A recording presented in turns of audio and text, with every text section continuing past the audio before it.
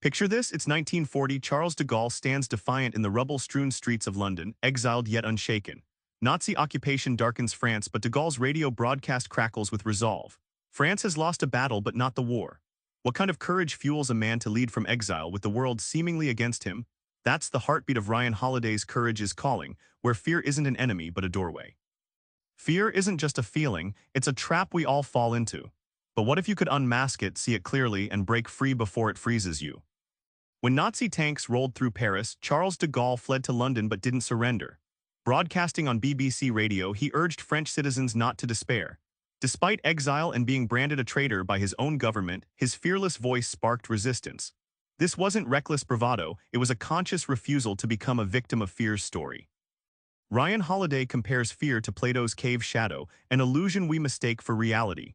Just like prisoners mistook shadows for the world itself, we often let our anxieties shape our choices.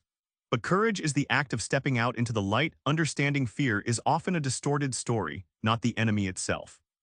The moment you recognize fear as a shadow, courage quietly takes root. It's not about being fearless, it's about deciding that fear won't run the show. That's the pivot from paralysis to action, turning dread into determination where real growth begins, like de Gaulle's rally that changed a war. Bravery isn't cocky risk-taking. It's a calculated, stubborn choice to stand tall when your gut screams flee. Here's how heroes like Florence Nightingale rewrote what bravery means. In the Crimean War's filthy hospitals, Florence Nightingale worked endlessly, sometimes walking through death and disease at night, guided only by her candle. She wasn't just fearless, she was focused, channeling fear into relentless service. Her bravery wasn't loud or explosive, it was patient, consistent, and life-saving. Holiday explains bravery like a laser beam slicing through fog. While fear clouds your mind with worst-case scenarios, bravery hones in on the immediate necessity.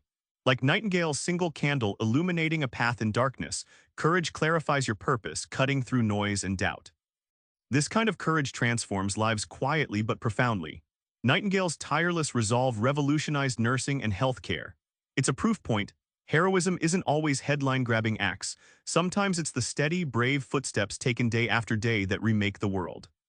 Heroism isn't just about guts in battle. It's moral muscle, the grit to do right even when it's costly. Let's dive into the stories of people who chose valor over comfort.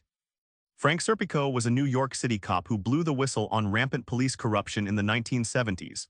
Facing threats, isolation, and even a shooting, Serpico stayed the course. His courage wasn't headline glory, it was a quiet, dangerous stand for integrity that shook an entire institution. Holiday sums heroism up as moral muscle, like resistance training for your character. It's built through countless small choices, speaking up, standing firm, or bearing discomfort. Each act is a repetition, strengthening your courage to the point you can handle any weight. The payoff? Serpico's stand launched reforms and inspired countless others to refuse complicity. Heroism's ripples reach far. It reshapes culture and reminds us courage doesn't have to roar. It can be a steady, relentless tide that changes everything beneath the surface. Remember de Gaulle's radio voice echoing over war-torn skies?